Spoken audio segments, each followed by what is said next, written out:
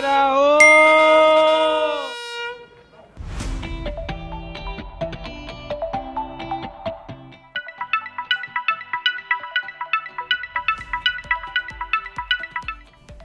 Hello. अरे अभिजीत जी, paper कब submit कर रहे हैं? बीमा का प्रपोजल फॉर्म दे भी दो। अरे यार रोहित, इतना लंबा फॉर्म दिया है तुमने, इसकी डिटेल्स भरने में बहुत टाइम लग रहा है यार।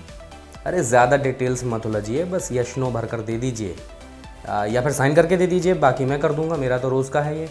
अच्छा रोहित, ये बताओ, इसमें पर्सनल डिटेल के कॉलम में पूछ रहे हैं कि कोई पुरानी बीमारी के लिए आप हॉस्पिटल में एडमिट तो नहीं हुए हैं? हाँ तो नो लिख दीजिए, इतने परेशान क्यों हैं? अरे लेकिन 2008-9 में मेरा 1 साल तक बोन टीबी का इलाज चला था, तो वही समझ में नहीं आ रहा क्या करूं, लिखूं या ना लिखूं। अरे इतना क्या सोचना, अब तो आप ठीक है ना। देखो, कह रहे हैं कि पिछले 5 साल में तो आप बीमार नहीं पड़े हैं ना। अरे वो तो पहला पॉइंट है, देखो दूसरे पॉइंट में क्या कह रहे हैं, कभी किसी इलाज के लिए भर्ती तो नहीं हुए हैं। अरे ज़्यादा डिटेल्स मत उलझिए, बस यस नो भर कर दे दीजिए, या फिर साइन करके दे दीजिए, बाकी का मैं देख लूँगा, मेरा रोज़ का है ये। अच्छा तो ठीक है रोहित भाई, मैं साइन कर देता हूँ, सारा फॉर्म तुम भर लेना। ठीक है। एजेंट से फॉर्म भरवाकर अभिजीत बड़ी मुश्किल में फंस सकते हैं।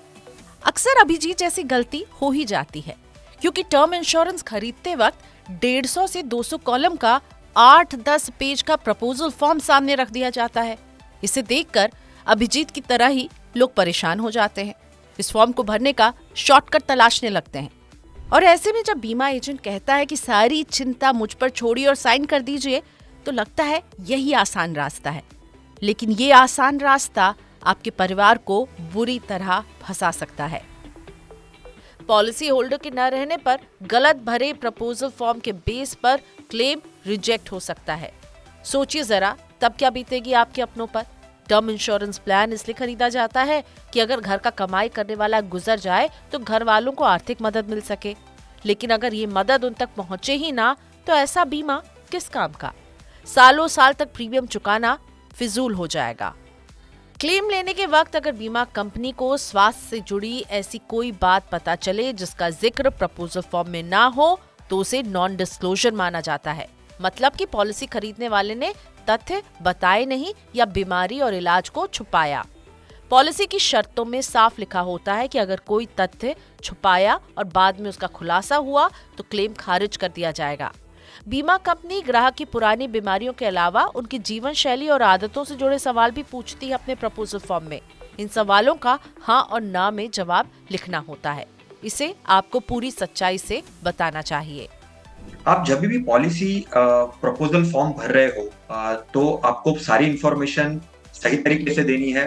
दूसरी चीज, आप जब पॉलिसी रिन्यूअल कर रहे हो, आप जब रिन्यूअल का पेमेंट देने जा रहे हो, तभी भी कोई इंफॉर्मेशन ऐसी हो, जानलेवा बीमारी आपको अगर हुई हो, वो इंफॉर्मेशन भी आपको कंपनी को बतानी है। और तीसरी चीज, ऐसी कोई पास्ट हिस्ट्री भी हो जो हो चुका है, खत्म हो चुका है, फिर भी आपके एक रिस्पॉन्सिबिलिटी है कि आप वो कंपनी को सही तरीके से वो इंफॉर्मेशन भी कन्वे करेंगे।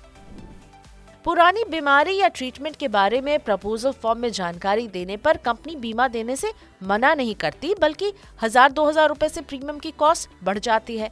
इस जानकारी को ना देकर 1000-2000 रुपए से बीमा को सस्ता करना आगे जाकर महंगा पड़ जाता है। अल्कोहल और धूम्रपान जैसी आदतों को लेकर सतर्क रहें।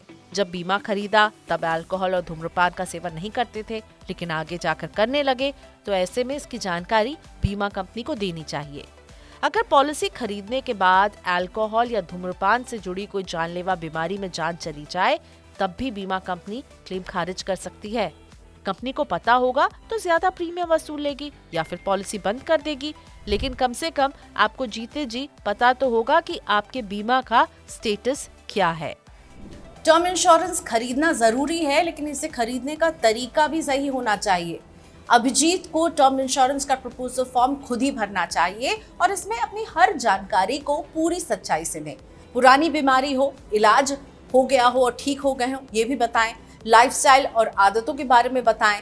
अगर एजेंट ही फॉर्म भर रहा है तो फॉर्म को खुद क्रॉस चेक करने के बाद ही जमा करें। जितने सच्चाई से प्रपोजल फॉर्म भरेंगे, परिवार वालों को क्लेम मिलने में उतनी ही आसानी रहेगी।